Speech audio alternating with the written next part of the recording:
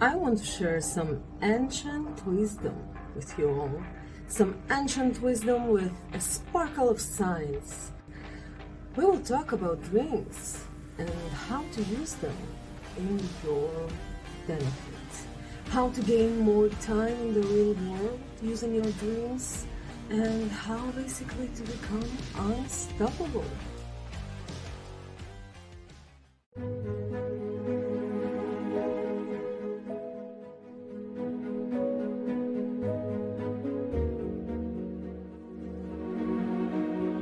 So, what for we even can use our dreams?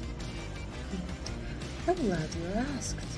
Well, first of all, our dreams, it's a great playground to practice all the knowledge we learned during the day.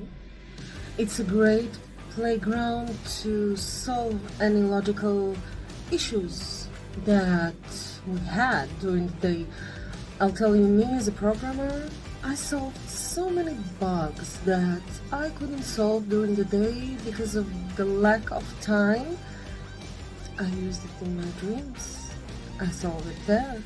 It's a great place to connect to your subconscious and bring all the deep buried knowledge that you ever learned during your lifetime. It's a great place to connect to your subconscious and actually understand what are the things that's stopping you from being unstoppable.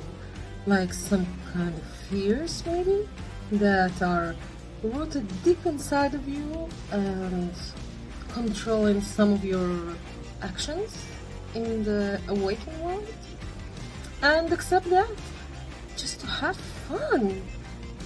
To have lots of fun. But before controlling anything, we need to know first how it actually works. Let's dive in. Anyone ever wondered or asked himself, what's happening at night?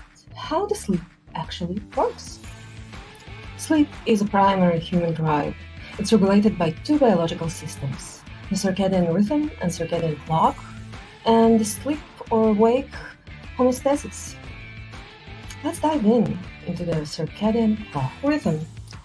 Our circadian rhythm is in charge of our sleep and awake cycles, our eating and digesting, our hormonal activity, and our body temperature rhythm. Let's do a fast brief over all the most important parts that are working during our sleep. Our cerebral cortex, the decision-making, the problem-solving, the conscious thought, the attention, the emotional and behavior control, the speech, the personality, the intelligence, and the body movement. The hypothalamus, the body temperature, the blood pressure, hunger and thirst, sense of fullness when eating, mood, sex drive, and sleep. The suprachiasmatic nucleus, or in short, SCN, is the central pacemaker of the circadian timing system, and it regulates most of the circadian rhythm in the body. The optic chiasm, it's converting the visual information from the eye to the cortex. The pons, it's actually influence your sleep cycle. It's manage pain signals. It's key connection point to your cerebellum.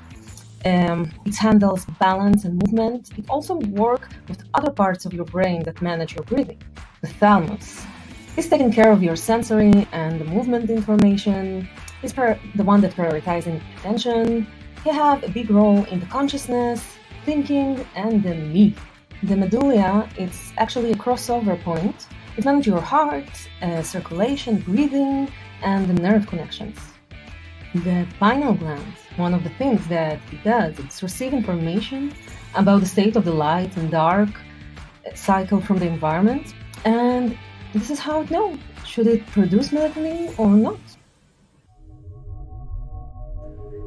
Let's go over our sleep process. The retina is not getting light and getting stimulated. Those signals being translated and sent into the thalamus. He received the signals and acted accordingly. Then alerts the rest of the brain that we're going into a sleep cycle. Our pineal gland starts producing melatonin. Our brainstem and the medulla stop sending signals from the body, and the pons will send a signal to our muscular system to relax. Our dopamine, acetylcholine, and the serotonin are going down, down, down. You know what's going up? The GABA. It's going to flush our brain and stop all the talking and the connection between all the neurons. Guess what? Thanks to science, we actually know that our sleep have different stages. Well, obviously, the first stage is being awake with some alpha waves. Now we're diving into the non-REM 1. Here you're drifting in and out of sleep. It's super light sleep and it's lasts around 7 minutes. Now we're in the non-REM stage 2. Here we operate on theta waves from 12 to 14 Hz. We experience some sleep spindles and K-complex. It's when actually the brain tries to send some information, but the GABA flushes it away. This is actually the sleeping stage, when people usually see all the shadows in the corner of their eyes and may hear someone saying their name or anything like this. It's hallucination, just hallucination. Now we're in non-REM stage 3. We operate on some delta waves from 0 to 3 Hz. And this is the stage when we go into our deep sleep. Here we are in the non-REM stage 4. We actually still operate on delta waves from 0 to 3 Hz. And this is actually the deepest sleep we have during our sleep cycle. This is also where, ironically, all the sleep disorders are appearing, like insomnia, walking in the sleep, wet in your bed, stuff like this. And this is when your brain actually produces the growth hormones, HGH. Here we are in our magical place, the REM sleep. REM stands for rapid eye movement. And here we operate on alpha, beta, and theta waves. Fun fact, they call it the paradoxical sleep because our brain activity is actually the same like when we're awake. So basically, the brain doesn't see any difference between being awake and being in the REM sleep, where we have all our dreams.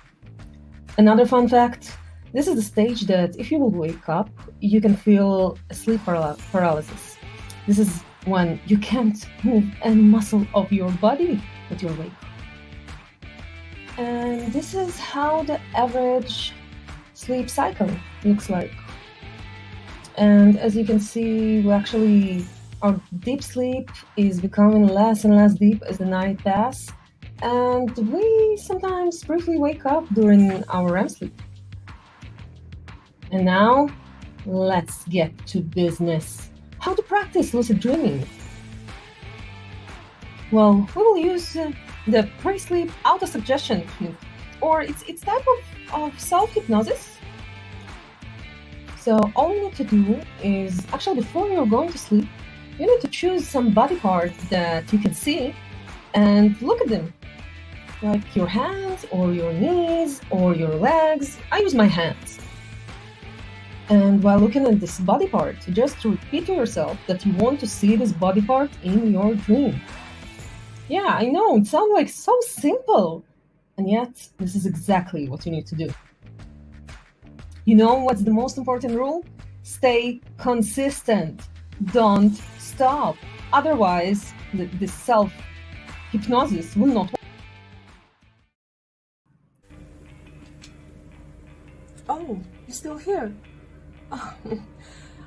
First of all, I hope you enjoyed all this knowledge that I shared with you. And second, guys, don't forget that the most important thing is to make sure that the sleep itself is good. Because you see, the practicing is nothing. You saw, it's literally nothing. Where most people fail, it's in the sleeping part. They usually don't sleep good or having some issues during the night. So monitor your sleep, check it. And until then, I'll tell all of you, sweet dreams. Don't forget to like and subscribe if you like my content.